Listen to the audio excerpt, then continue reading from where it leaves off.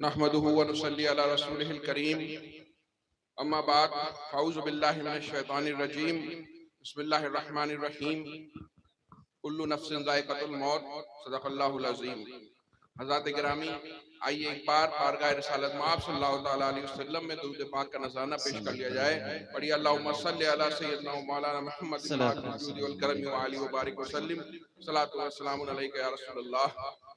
حضور رفیق ملت ایک بہترین روحانی خطاب فرما چکے ہیں، ان کے بعد آنا ایک بے ادبی ہے، لیکن حضور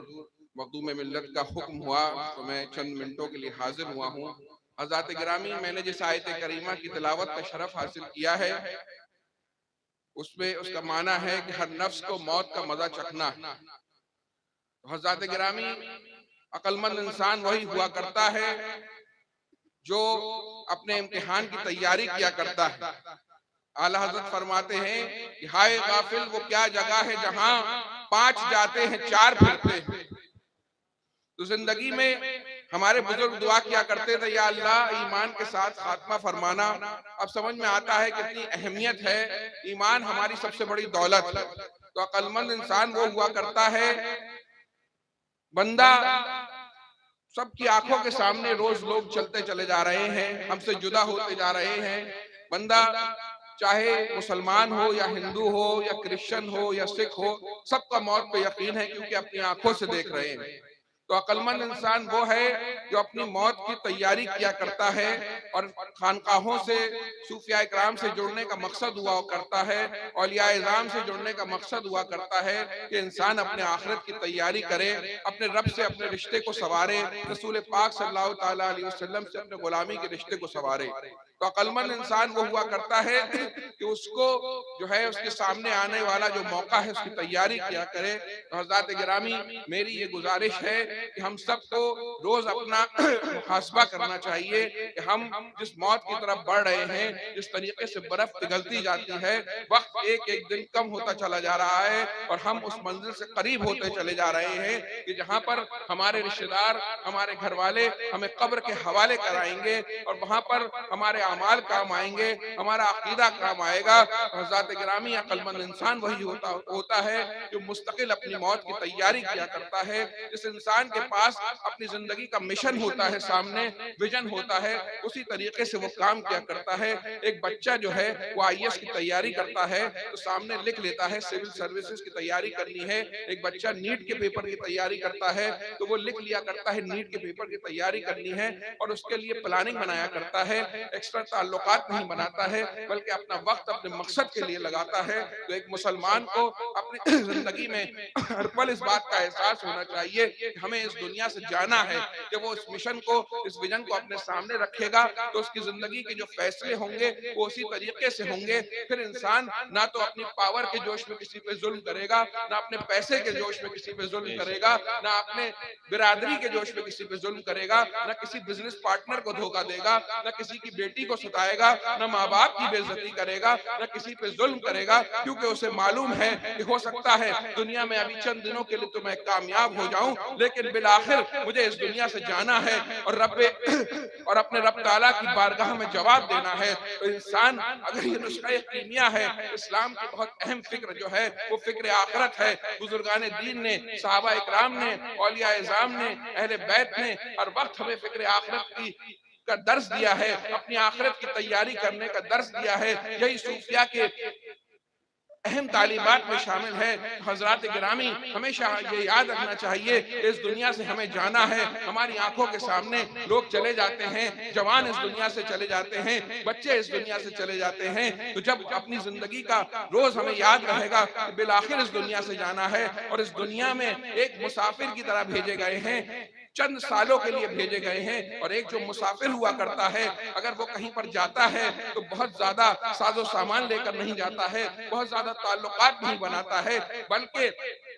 اپنے سفر کے لیے تھوڑا سا سامان تھوڑا سا زیادہ راہ لے کر جاتا ہے، اپنا کام مکمل کر کر واپس آ جاتا ہے۔ تو اسی طریقے سے اس دنیا میں ہم لوگ ایک مسافر کی حیثیت سے آئے ہیں، اور یہ بھی نہیں معلوم ہے کہ کب سفر ختم ہو جائے گا، اور بہرحال یہ معلوم ہے کہ سفر ختم ہو جائے گا۔ تو اس سفر کی تیاری کرتے رہنا چاہیے، اور اپنے سفر کے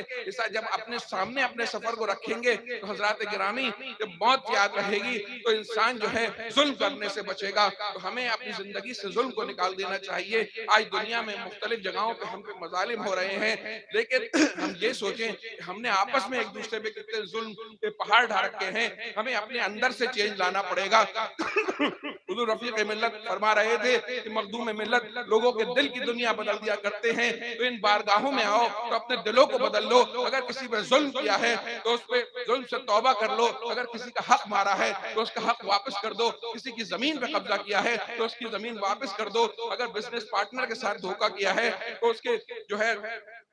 دھوکے سے معافی طلب کرو، اگر کسی کی بچی کو اپنے گھر میں پڑھا رہے ہو، اس کو پریشان کر رہے ہو، کسی کے ماں باپ کی بچی کو پریشان کر رہے ہو تو اس سے معافی مانگو، کیونکہ بالآخر اس دنیا سے چلے جانا ہے۔ آج تمہارے پاس کسی کے پاس پولیٹیکل پاور ہو سکتی ہے، کسی بڑے نیتا سے تعلقات ہو سکتے ہیں، پیسہ ہو سکتا ہے، لیکن بالآخر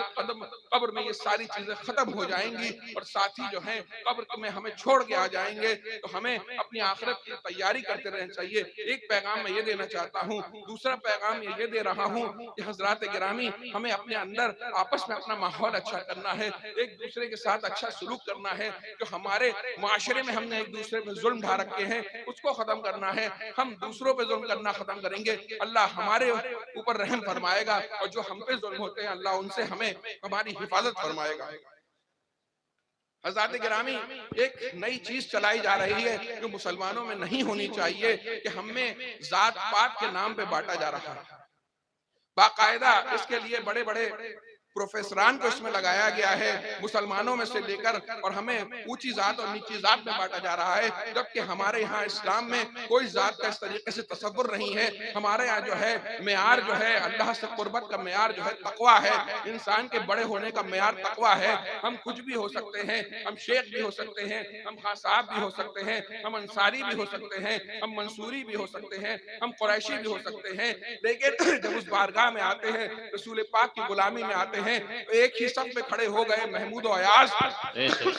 کہاں پر آپس میں جھگڑے نہیں ہوتے۔ اگر کوئی ایک محلہ کسی ایک برادری کا ہوتا ہے، فرض کیجئے قریشی حضرات کا ہوتا ہے، وہاں بھی آپس میں لوگوں کے ٹینشن ہوتے ہیں۔ اگر صرف کوئی انصاریوں کا محلہ ہو، صرف کوئی سادات کا محلہ ہو، خان صاحبوں کا محلہ ہو، گھر گھر میں ٹینشن ہوتے ہیں۔ لیکن اور تاریخ میں ہو سکتا ہے کچھ کہنے والی بڑی ذاتوں سے کوئی دوسری جن کو چھوٹی ذات، حالانکہ اسلام میں ایسا کچھ نہیں ہے، ظلم ہوئے ہوں، لیکن اس چیز کو ابھارا جا رہا ہے تاکہ پہلے سے کمزور مسلمانوں کو اور ذات و پات اور پسماندہ طبقات کے نام پہ بانٹ دیا جائے۔ ضروری ہے کہ ہر طبقہ، ہر برادری اپنی اپنی ترقی کے لیے کام کرے، اپنے بچوں کو آگے بڑھائے اور پوری قوم آگے بڑھے، لیکن کبھی اس فریب میں مت آنا۔ بڑے بڑے پروفیسروں کو لگایا گیا ہے کہ ہمیں آپس میں بانٹ دیا جائے اور آپس میں نفرتیں بانٹ دی جائیں اس ذات کے نام پہ، اس ذات کے نام پہ۔